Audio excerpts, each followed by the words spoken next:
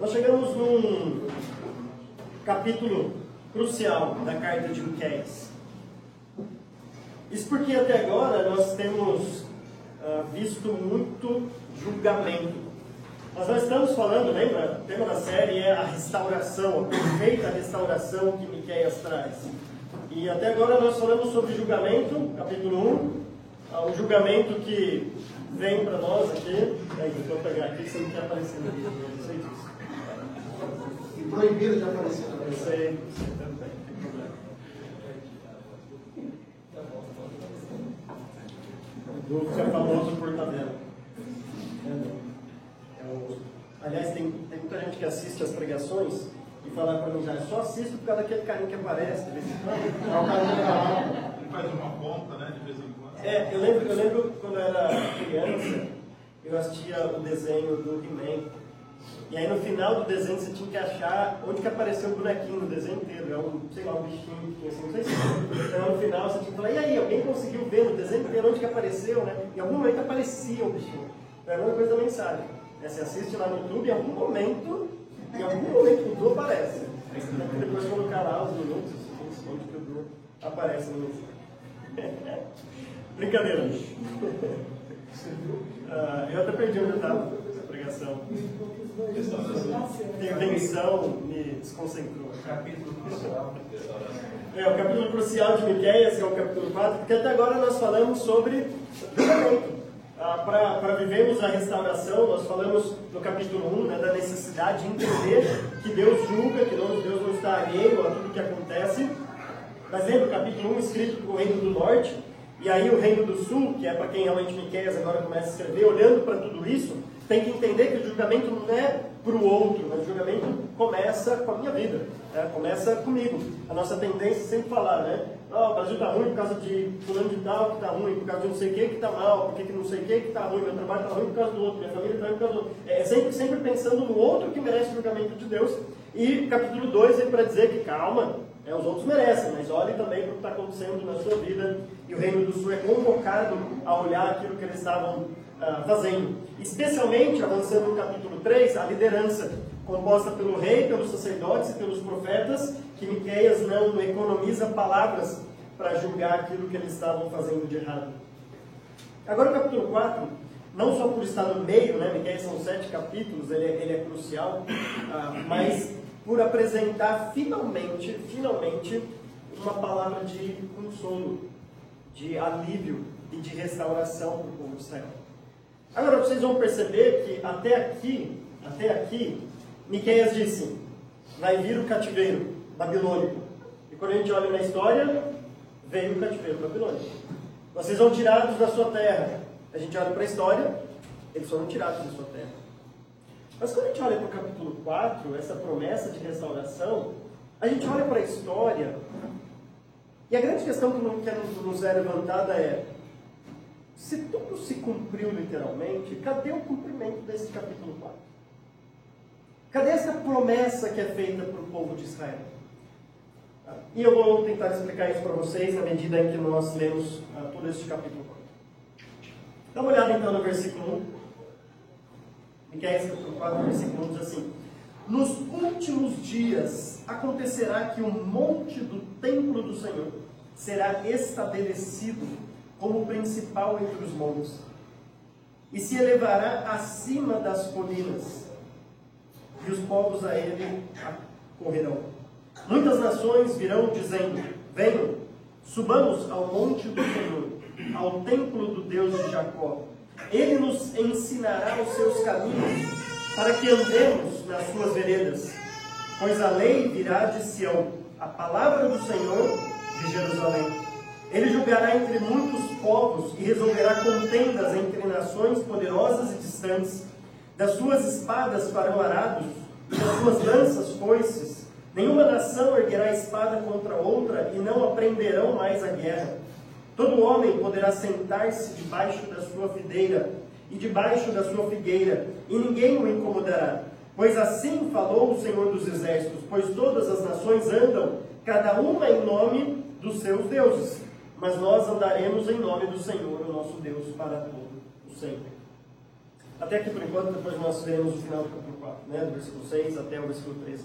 Perceba como a palavra aqui é muito mais uma palavra de consolação, de promessa de uma restauração propriamente dita, de que agora parece, depois de todo esse cativeiro, depois de toda aquela promessa de justiça de Deus, finalmente parece aqui pela narrativa que as coisas iriam dar certo.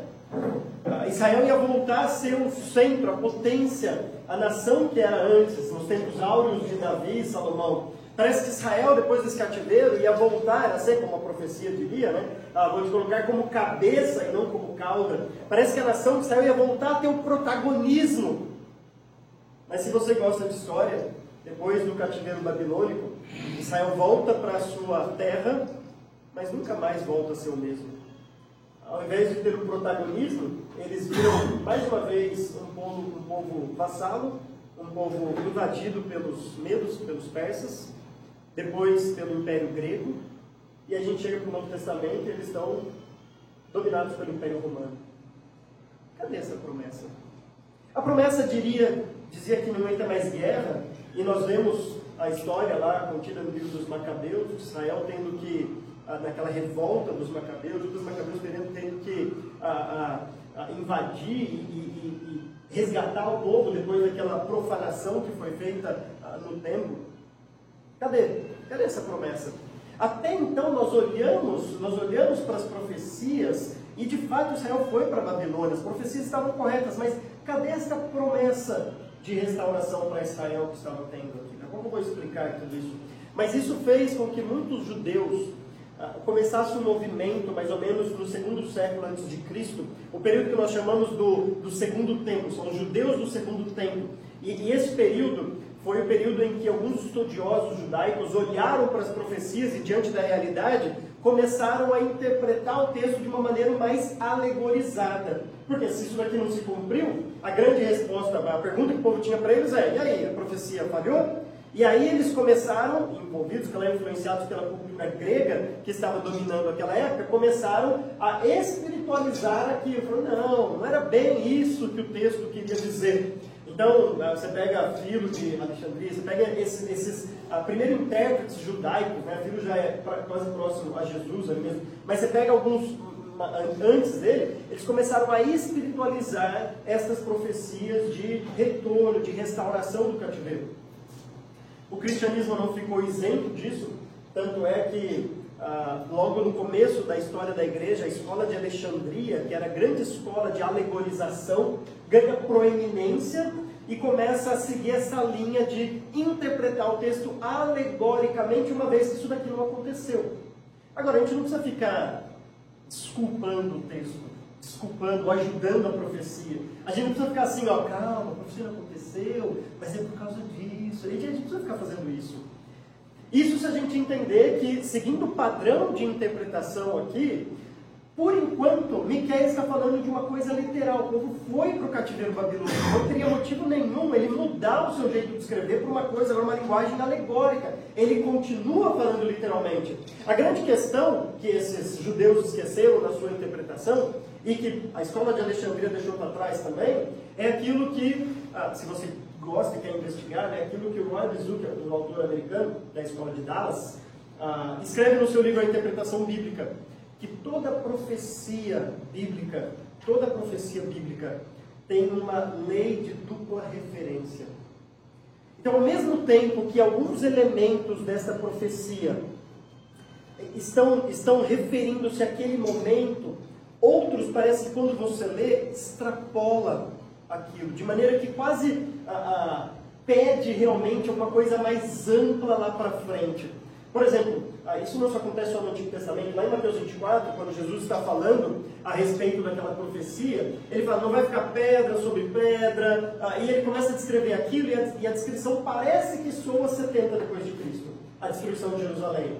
Quando Roma destrói o templo e toda a cidade de Jerusalém. Parece que é aquela descrição. Mas quando você continua lendo Mateus 24, parece que algumas descrições ali não casam com o que aconteceu em 70 depois de Cristo. Então o que parece que Jesus está dizendo ali, seguindo essa lei de interpretação, é que aquela profecia, ela parcialmente se cumpra ali, mas ela vai encontrar um cumprimento futuro maior lá para frente, completo. É o que Miqueias está fazendo aqui. Então, parte do que ele está escrevendo aqui, parte do que ele está escrevendo se encontra cumprimento no retorno do cativeiro. Mas não é com o retorno do cativeiro que Deus está preocupado em última instância. Assim como não é o cativeiro, propriamente dito, que é a maior preocupação de Deus. O cativeiro é um prenúncio de um grande tempo de tribulação que vai haver para Israel. Assim como o retorno ao cativeiro é um prenúncio de que essas profecias vão ser cumpridas literalmente. É interessante, o texto começa falando nos últimos dias. Depois, se você tiver curiosidade, leia Daniel, faça uma pesquisa, assim, mas com o celular você consegue fazer isso rápido. Pesquise essa expressão em Daniel. Daniel vai usar 2 vezes a expressão nos últimos dias. Lá no capítulo 2 e depois no capítulo 10. E nas duas você vai encontrar essa lei da dupla referência. Porque ele fala assim, a visão que você teve, rei, foi referente aos últimos dias. Então eu começo falando isso no seu tanto Nabucodonosor quanto o rei mais para frente, não sei se acho que é Dario, que tem aquelas visões, e ele fala, você tem uma visão a respeito dos últimos dias. E ele vai falar, nos últimos dias, isso que você viu, isso significa que logo vai vir um outro império reinando sobre você. Ele está falando ali do que está acontecendo, do que vai acontecer. Do Império Medo-Persa, depois do Império Grego, do Império Romano. Ele está falando isso, daquela estátua do capítulo 2, dos reis do capítulo 10. Mas logo depois ele fala, e vai ser nesses últimos dias que todos ressuscitarão e estarão com Deus para sempre. Aí você fala, espera aí, ali naquele momento do Império Romano, as pessoas vão ressuscitar? Então esses últimos dias, essa lei da dupla referência, ao mesmo tempo que são esses dias que estão aqui para acontecer logo depois do cativeiro, mas isso é um pré-anúncio de dias futuros que ainda virão, de algo que ainda vai acontecer. Nós chamamos isso na teologia de escatologia. O Novo Testamento usa também essa expressão nos últimos dias.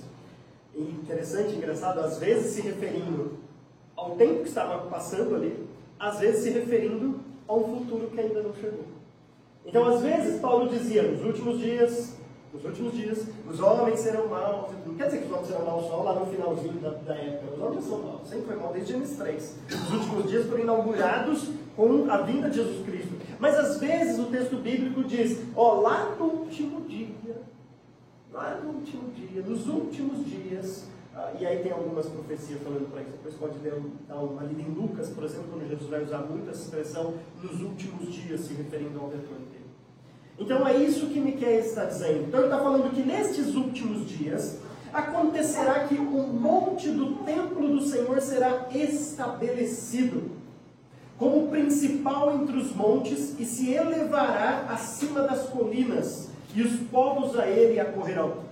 É claro que não é uma figura, não é porque é uma interpretação literal que precisa entender tudo literalmente. É impossível um monte se elevar acima do outro, literalmente falando, né? O monte não cresce de tamanho, né? O monte não tem como assim, esse é o menorzinho, a não ser que você vai para as dunas lá no Nordeste. Isso acontece, né? Isso acontece muito lá. Cada dia está de um jeito lá, cada dia por causa dos ventos, as dunas mudam de tamanho, de formato, mas não acontece com montes. Montes não do nada se elevam um acima dos outros. Isso aconteceu uma vez na história, no dilúvio, e só. Nunca mais acontece, monte de subir de tamanho. Então a linguagem aqui, embora seja simbólica, está dizendo que novamente, depois desse cativeiro babilônico, o templo do Senhor ia ganhar importância, ia voltar a ter proeminência. Tanto é que diz que os povos a ele acorrerão. Os povos irão até o templo de Deus. Agora, para que isso? Para que eles vão até lá? O versículo 2 vai mostrar então algumas características desses últimos dias. O que vai acontecer neste tempo? Ele diz assim, muitas nações virão, dizendo, as nações, está falando para outras nações, não o povo de Israel, as nações virão dizendo, venham, subamos ao monte do Senhor, ao templo do Deus de Jacó. Ele nos ensinará os seus caminhos, para que andemos nas suas veredas. Pois a lei virá de Sião, a palavra do Senhor de Jerusalém. Miqueias está descrevendo um tempo aqui, em que os povos vão finalmente reconhecer que eles não sabem a verdade. Que eles precisam aprender a verdade. O hebraico tem algumas palavras para aprendizado. O hebraico tem uma palavra que é comum para aprendizado, que é quando você sabe uma informação, mas não pratica essa informação. Então você precisa conhecer isso, não que você não saiba cognitivamente, não que você não tenha uma informação, mas que você ainda não pratica. Não é a palavra usada aqui. Essa é a palavra mais comum para o judeu ao escrever conhecimento. Não é a palavra aqui. A palavra yará aqui descreve um conhecimento cognitivo mesmo. Eles vão aprender algo que eles não sabiam. Eles não têm essa informação. Agora, as nações reconhecerem que precisam aprender alguma coisa com a lei de Deus, você consegue imaginar como que vai ser esse tempo descrito por Miqueias. Porque não é o que a gente vê hoje. Na verdade, o que a gente vê hoje é o contrário disso. O que a gente olha hoje são as pessoas dizendo assim, não vem misturar religião e política. Você é um cristão e quer dizer aqui como a gente deve fazer política? E a gente fala sim, porque é na lei de Deus que tem o jeito certo de fazer política. Aí, você é um cristão e quer ditar como que deve ser a cultura? Sim, porque é na lei de Deus que tem o jeito certo de se fazer cultura. Não, você é um cristão e quer nos ensinar como que a música deve funcionar? Sim. As artes? Sim. Porque há padrões na palavra de Deus de como as artes devem ser, de como é o padrão de beleza, de proporção. Deus colocou aquilo que é bom. Não é tudo que ele aceita, essa cultura pós-moderna que a gente tem, que você vai no museu e os caras colocam um vaso sanitário ali e falam que aquilo é obra de arte. A Bíblia olha para isso e fala, não, isso não é uma obra de arte, porque Deus estabeleceu padrões daquilo que é ou não é belo, daquilo que é ou não é bom. Há padrões de arte, de tudo nas Escrituras. Um dia, você consegue imaginar isso? As nações vão dizer e falar assim, a gente precisa aprender. A gente precisa aprender essas coisas. Vamos até o templo do Senhor. Ele nos ensinará os seus caminhos. É Ele que nos dirá. É Ele que mostrará o jeito certo de se viver aqui nesta terra. E o resultado disso, a segunda característica que vai acontecer nessa escatologia, para que andemos nas suas veredas. Você imagina os povos, as nações, dizendo isso. Nós vamos andar nos caminhos do Senhor. Quando você olha para a Bíblia, esse tema andar permeia todas as Escrituras. Andar com Deus. O homem caminhava com, aliás, Deus caminhava com o homem no jardim. E a partir do momento que o homem pecou, Deus continua caminhando no jardim. Né? Adão ouve os passos de Deus no jardim quando soprava a brisa suave no dia, mostrando a misericórdia de Deus que não abandonou o homem, mas continuou caminhando. Aí aquele monte de genealogia que você tem lá, né, em Gênesis capítulo 4, capítulo 5, né, capítulo 6, que já todo mundo pula, né, porque acho que não serve para nada. Aliás, eu recebi uma pergunta dessa lá, né, eu preciso ler as genealogias da Bíblia? E aí a gente tem que exercer a paciência de não fazer como o Saraiva, né? E tem que responder mesmo corretamente. Mas é vontade de falar assim, não, tira da Bíblia, né? Mas, claro, está na Bíblia. Você tem que ler genealogia. Por quê? Porque é extremamente importante, teologicamente falando. Desculpa se eu fiz essa pergunta, tá? Eu vou responder. Fique tranquilo. Eu vou responder com o maior prazer, sério mesmo. Tá? Tem outras mais... Mas, quando você olha, Deus falando para Adão, no dia em que quando ela comer, certamente você morrerá. Você olha para a genealogia, todo mundo viveu tanto tempo e morreu, e morreu, e morreu. Gente, se a pessoa viveu tanto tempo, não precisa falar que ela morreu. Se ela viveu tanto tempo, já pressupõe que depois dele ela tenha morrido. Senão ela não viveu mais. Por que Deus fala e morreu, e morreu, e morreu? Para enfatizar, teologicamente falando, que o pecado de Adão tem consequência em toda a genealogia, com exceção de uma pessoa. Que no meio do capítulo 5 não morre. Ele é transladado. Deus chama para viver com ele. Por quê? O texto diz... Porque Enoque andou com Deus.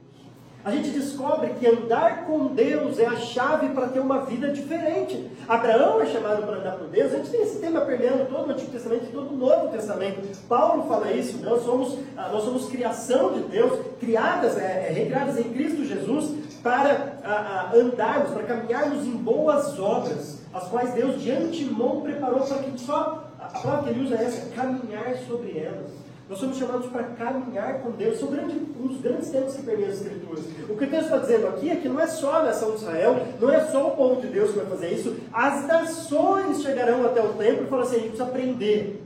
A gente precisa aprender de Deus para caminhar com Ele, para andar com Ele. para andar nas suas veredas, para andar nos seus caminhos. Há uma promessa, e como Israel teve dificuldade de entender isso, né? De que essa restauração não era só para o povo de Israel, mas era para partir de Israel todas as nações serem alcançadas e todos os povos aprenderem sobre a lei e os decretos de Deus. Pois a lei virá de Sião e a palavra do Senhor de Jerusalém. Bom, as pessoas não sobem ainda para o templo.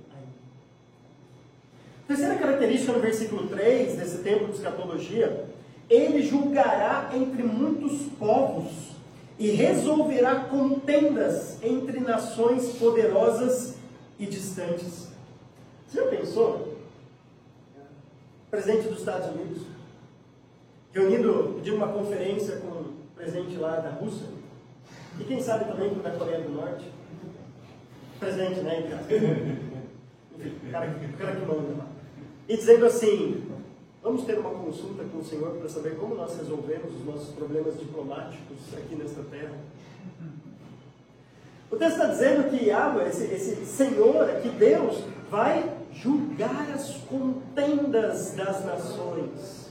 As pessoas vão subir até Jerusalém, porque a sabedoria vindo de lá é tão grande, que eles vão se a gente precisa resolver os nossos problemas. Como que a gente faz isso?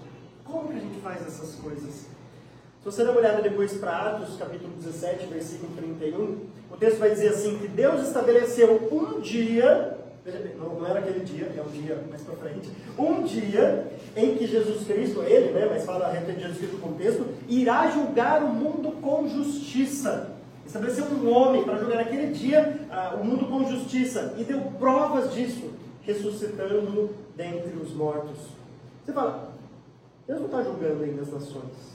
Ou pelo menos assim, as nações não correm até ele para resolver as suas contendas. Esse tipo de julgamento. Ainda não. Fala, profecia, será que foi esquecida por Deus? Ou será que, sei lá, a gente pode pensar numa alegorização aqui para tentar explicar de alguma maneira como que Deus resolve contendas dos povos? É que ainda não aconteceram essas coisas. Então ele julgará entre muitos povos e resolverá contendas entre nações poderosas e distantes. Agora, mais do que isso, esse tempo de escatologia, além de ser um tempo de ensino, um tempo também de caminhar com Deus, um tempo de julgamento, agora vem algo que as pessoas tanto esperam. Das suas espadas farão arados, e das suas lanças foices. 2 instrumentos de guerra serão transformados em 2 instrumentos agrícolas. Lembra que foice é usado em filme de terror como instrumento, mas não é isso que está sendo usado. Foice ainda é para agricultura. Então, da espada fará o arado, da lança fará foice. Qual é a consequência disso? A consequência é que nenhuma nação erguerá a espada contra outra, e não aprenderão mais a guerra.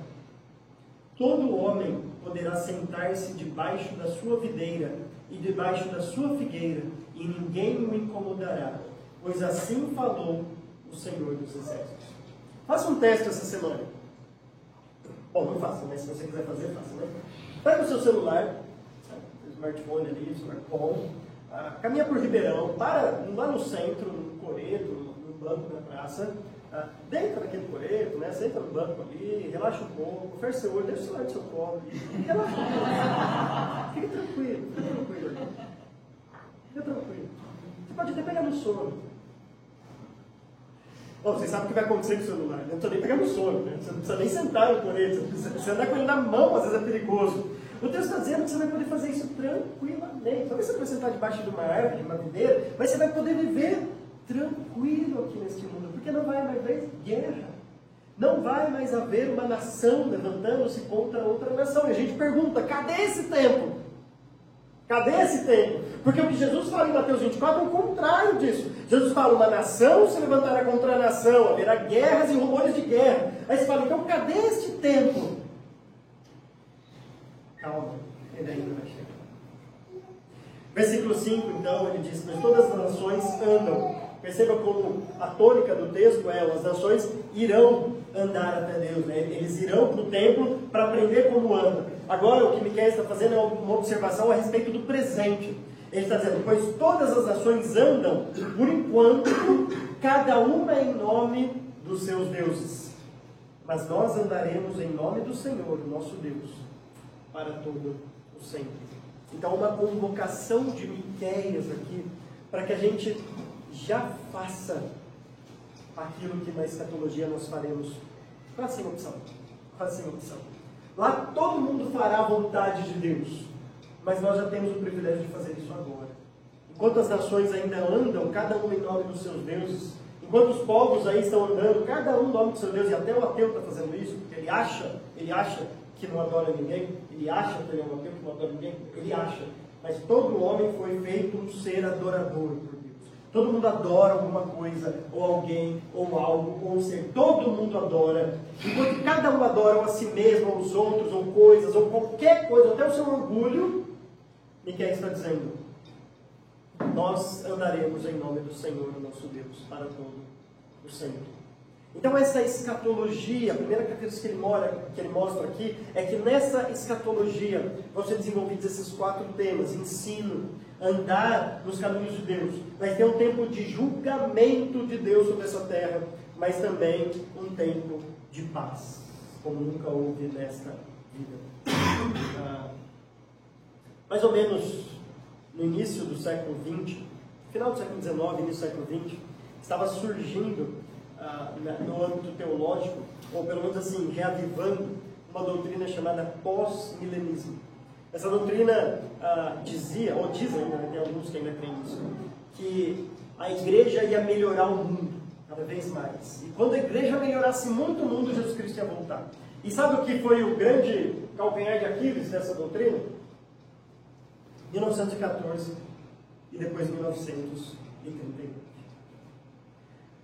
Como que o mundo pode melhorar depois de 2 guerras mundiais como essa, que devastaram milhares e milhares de pessoas, milhões e milhões de pessoas?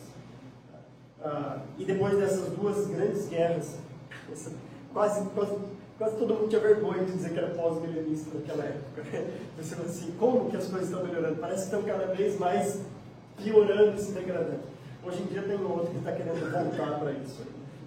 Enfim. Versículo 6, então, agora Miqueias vai usar uma outra expressão, também uma expressão escatológica, como nós já vimos. Lembra do dia do Senhor? Eu expliquei em outra mensagem que é. No dia do Senhor, agora ele vai usar no versículo 6 uma variação disso. Naquele dia, declara o Senhor. Naquele dia. Então esse tempo escatológico de restauração, além de tudo isso, vai ser um tempo de refrigério. Mas não para todo mundo. Olha para quem que vai ser. Versículo 6. Naquele dia, declara o Senhor, ajuntarei os que tropeçam e reunirei os dispersos, aqueles a quem afligir. Farei dos que tropeçam um remanescente e dos dispersos uma nação forte.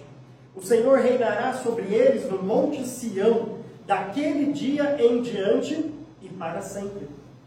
Quanto a você, ó torre do rebanho, ó fortaleza da cidade de Sião, o antigo domínio lhe será restaurado. A realeza voltará para a cidade de Jerusalém. Agora, por que gritar tão alto? Você não tem rei? Seu conselheiro morreu, para que a dor lhe seja tão forte como a de uma mulher em trabalho de parto?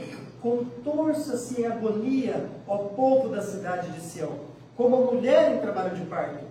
Porque agora terá de deixar os seus muros para habitar em campo aberto. Você irá para a Babilônia, e lá será libertada. Lá o Senhor a resgatará da mão dos seus inimigos. Então a gente percebe que este tempo, esse tempo escatológico naquele dia, o dia do Senhor, será um dia de refrigério. Mas não um refrigério para todos os povos, porque vai ser um dia de julgamento. Mas vai ser um dia de refrigério para aquilo que Miqueias chama, e não só Miqueias, outros autores, e Paulo vai fazer isso em Romanos também, daquilo que ele chama de um remanescente. Daqueles dentro do povo judeu que ainda continuam fiéis às Escrituras. E o que Paulo diz é que Deus tem sempre reservado um remanescente. Deus sempre reserva aqueles que não estão longe dos teus caminhos. A gente olha para a história da igreja e percebe que a igreja passou por tempos tristes, difíceis. Tempos que envergonham o cristianismo. Mas de todas essas épocas, uma coisa a gente tem certeza: Deus nunca ficou sem aqueles que são seus. Deus nunca ficou sem o seu remanescente, mesmo que seja concluído. E mesmo que a igreja institucional perseguisse o remanescente, mais estranho que possa parecer. Mas Deus sempre permaneceu com o seu remanescente. Agora, o que o texto diz aqui é algo também que nunca aconteceu. O texto diz que o rei, o Senhor reinará sobre eles no Monte Sião. O rei vai voltar a reinar de Jerusalém. E não só isso, a própria nação, o antigo, versículo 8, aí, o antigo domínio lhe será restaurado. A realeza voltará para a cidade de Jerusalém. Não é a embaixada brasileira, fica tranquilo. Não é a embaixada americana que vai voltar para lá. É a realeza. É o rei. É o embaixador. É o rei. É o próprio rei que vai voltar para Jerusalém. E quando isso acontecer, o domínio vai voltar para aquela nação. Agora, lembra da lei da dupla referência? Lembra disso? Lembra sempre isso em mente. Porque o que o Novo Testamento vai dizer, o Novo Testamento vai mostrar para a gente que Jesus Cristo já reina. O Novo Testamento apresenta isso para a gente. Jesus Cristo reina, mas não em Sião, não em Jerusalém ainda. Pelo contrário. Lá em Atos capítulo 1, uma passagem muito interessante. Os discípulos, o texto conta lá que Jesus passou 40 dias conversando com os seus discípulos a respeito do reino de Deus. 40 dias. Imagine você tendo um curso intensivo com Jesus Cristo de 40 dias sobre o reino de Deus. 40 dias. Hoje a gente falaria assim, uma imersão, para usar um termo bem moderno. Uma imersão no reino de Deus por 40 dias. Você lá aprendendo com Jesus, o texto fala sobre isso. Quando termina os 40 dias, Jesus fala assim, alguém tem alguma pergunta? Os discípulos falam assim, nós temos. Ou eles não aprenderam nada em 40 dias, o que não é a resposta de Jesus para eles, ou ficou uma dúvida para eles. Qual que era a dúvida? Senhor, é neste momento que tudo isso vai acontecer? É agora que o Senhor restaurará a glória de Israel, o domínio de Israel? É agora? O que Jesus fala? Jesus fala não para eles. Jesus fala assim, a vocês não competem saber os tempos e as épocas, quando isso vai acontecer para voltar. Não se preocupem com isso agora, não compete a vocês. Veja bem, Jesus não está dizendo não para eles. Jesus está falando, não compete a vocês saber essas coisas. Isso vai acontecer. Eu vou passar 40 dias explicando isso para vocês. Isso vai acontecer, mas calma. Por enquanto, sejam minhas testemunhas. Sejam dispostos a morrer por esse reino. Calma, ainda não. Então Jesus Cristo já iniciou o seu reinado quando Ele morre e ressuscita. A gente sabe disso. Cristo reina nas nossas vidas. Ele deve ser o nosso Senhor, o nosso Rei. Mas ainda não consumou este reinado dele que um dia vai acontecer. O próprio Paulo, lá em 2 Tessalonicenses, fala assim, não se deixem alarmar. Não fiquem preocupados.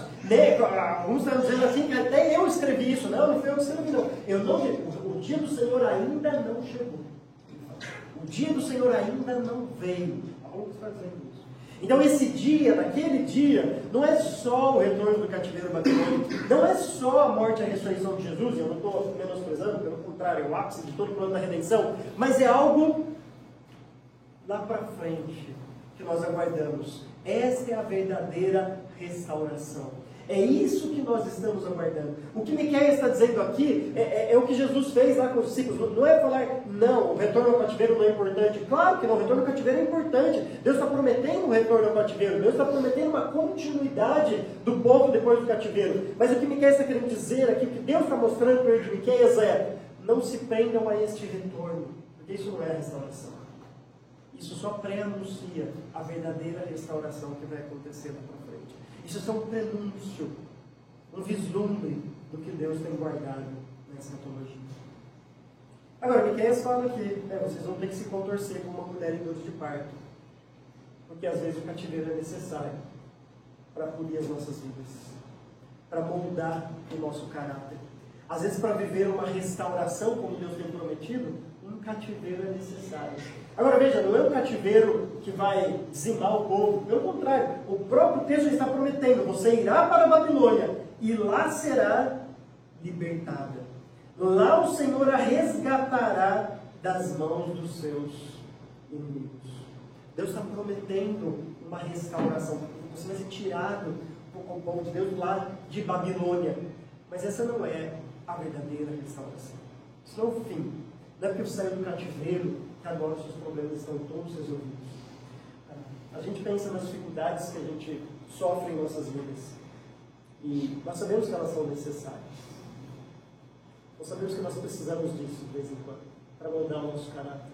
A gente sabe disso. Mas como a gente quer passar por isso rápido? Né?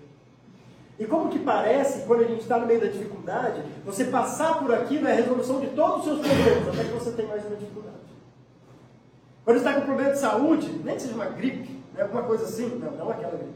Assim, uma gripezinha, você está lá, você fica assim, gente, como eu estou ruim, como eu queria melhorar, minha vida vai acabar agora, estou gripado. Parece que vira um negócio tão grave, tão difícil, você não vê a hora de passar por aquilo. Aí você parece que se eu vencer essa gripe, minha vida vai voltar. Até que você perde o emprego, você perde a doença, você perde o emprego. Enfim, a gente sabe que os problemas acontecem. O que Miqueias está dizendo para a gente é, não ache que passar por este pequeno problema é a restauração de tudo.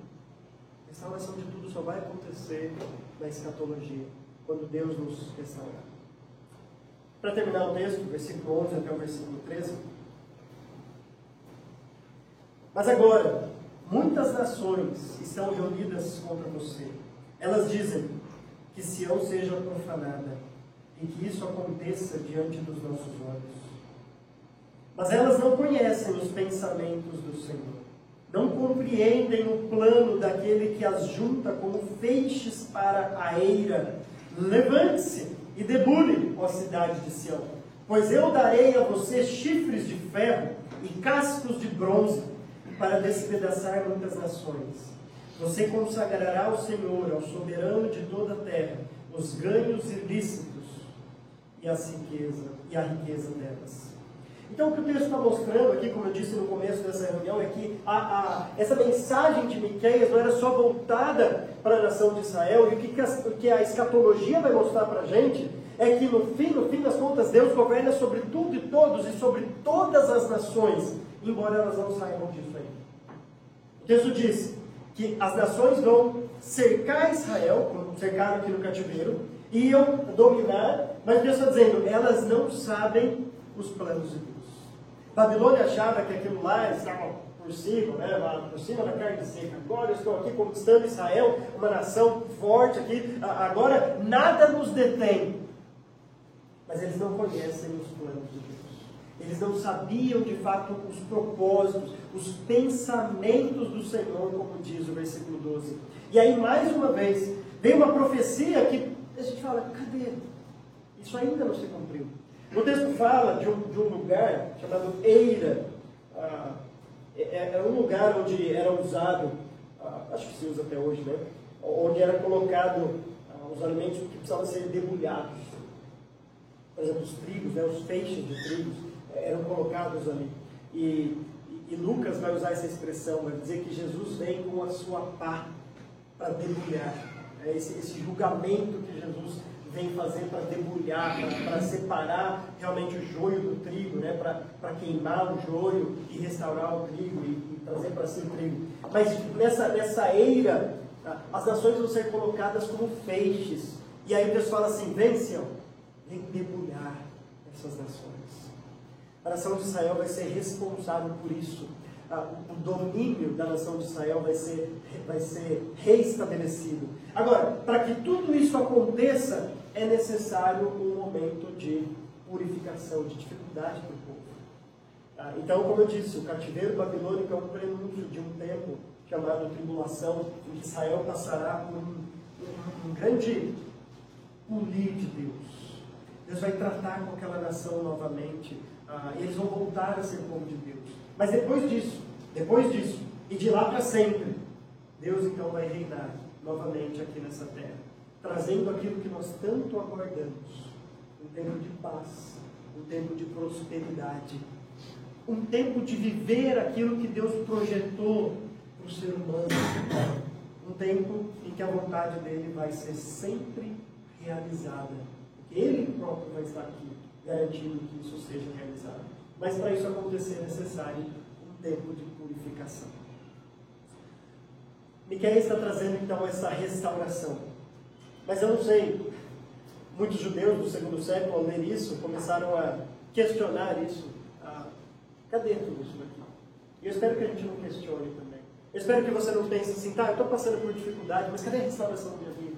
Cadê aquilo que eu estava esperando? Pô, o Rafael está falando sobre restauração e eu preciso, mas cadê isso? E eu vou dizer, isso é importante. Isso é importante para as nossas vidas. Pequenas restaurações são necessárias. Pequenas restaurações são necessárias. Mas a verdadeira restauração, a perfeita restauração, tem que ser direcionada para a escatologia. Não coloque a sua esperança em políticos. Não coloque a sua esperança em dinheiro. Em qualquer outra coisa, numa boa saúde. Em qualquer outra coisa que você pode dizer, fui restaurado. Em qualquer outra coisa dessa. Vamos colocar a nossa esperança verdadeira em Deus, quando Ele reinar a sua terra. Aí sim, nós veremos aquilo que Deus criou, aquilo que Deus tensionou para que nós vivamos aqui. Amém? Vamos orar. Deus, obrigado por isso. Obrigado porque nós temos essa certeza de que o Senhor um dia voltará para ser Senhor, para julgar, para reinar. E obrigado porque nós não precisamos aguardar este momento para começar a viver e fazer a Tua vontade. Pelo contrário, obrigado pelo privilégio que o Senhor já nos dá de conhecer os Teus caminhos, de poder andar nos Teus caminhos, de fazer a Tua vontade. Que o Senhor nos direcione, nos guie para que nós possamos fazer a Tua vontade, enquanto aguardamos a Tua vinda, a restauração de todas as coisas. Em nome de Jesus, aquele que virá para reinar, que nós oramos. Amém. Amém.